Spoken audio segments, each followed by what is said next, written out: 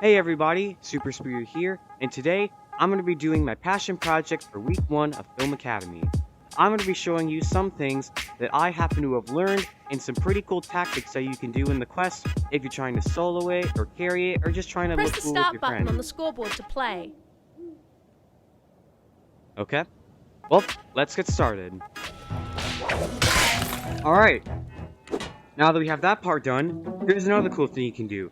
If you have 2 blunderbusses, you can actually take out all the enemies over here without even having to spam the crap out of your whip or using a bunch of shovels. So, I'll show you. And if you don't have 2 blunderbusses, there should be one on top of this crate over here, and there should be one on the crate right here when you first go through the gate. Keep in mind you are going to need all 3 shots for this. All I gotta do is just walk up to them, and if they're all gathered in a single place... Boy, that was close. And I still have 1 shot left on this thing. Well, there's no point in keeping that. Alright, well, let's head forth and to the next tactic. And now we have reached probably one of the hardest mini-bosses in this quest. But wait, don't want to go through that pad?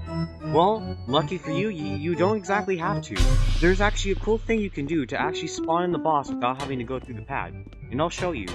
Alright, so what you gotta do, you gotta head back to the very beginning of the level. What you gotta do, hope you haven't broken all the candles, you're gonna need one of these long candles and you're gonna wanna extend it out as far as you can like I did. Now, all you gotta do, come in the corner, leave it around, and you should hear... Yep, there you go. You should hear the boss spawn if you did it correctly. And now you can fight the boss from a distance, including the enemy spawning.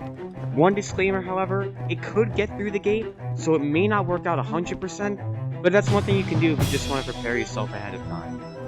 Alright, so, you just got done with all these previous waves, and you've reached, in my opinion, probably the hardest part in the entire quest. Even harder than the previous level, even though it's one of my least favorites. This level probably has to be my #1 least favorite. So, what you gotta do is you can just come up here. Now, they do recommend you stay back, which don't get me wrong, that is a good tactic. But it is highly recommended that you do have a ranged weapon on you. So then all you gotta do is go around and just kill them all off.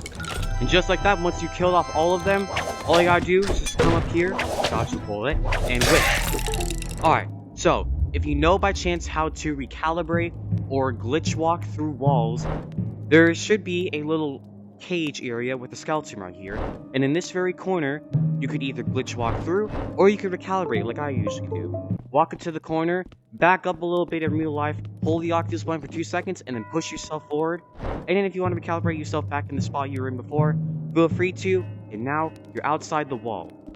Now, here's what you need to do once you're out here. All you gotta do, just follow along over here. I have my gamma really high so I can see a lot of these things better in the dark. All I gotta do is just move a little bit over here, and then you can just jump down right here, and you can see no axes, no laser trap yet, because you may trigger it, and yeah, you pretty much just skipped all the arrow traps. It just made this whole level a lot easier for you if you're getting an S+. Now here we are at the dog block. Probably one of the most interesting bosses in my opinion, because there's a really cool thing you can do that one of my friends actually taught me. All you gotta do is jump a little bit like that, and you should hear the music playing if the dog successfully spawned in. Now, you are going to need a ranged weapon, because all you gotta do is get a precise shot barely above to get the dog's attention, and all you gotta do is just whip it from above. And once you have that done, congratulations, you just beat the level. And now we can move on to the final boss. Dracula may likely be glitched, as pretty much like this. And luckily, since they did manage to fix it where you wouldn't be failing because all the passes before, you can just do that now. It's pretty neat. I don't know when this will be fixed, but if it ever does get fixed, just know if Dracula's ever behind you, just jump off, or you can even shoot, or bite. A few moments later.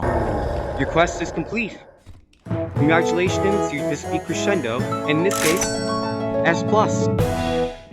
Alright, so, if you did happen to follow my tactics, you technically should be set. Now, I know this is supposed to be my passion project, which it is, but I also wanted to teach you guys something in case you were curious to know a little bit more about Crescendo.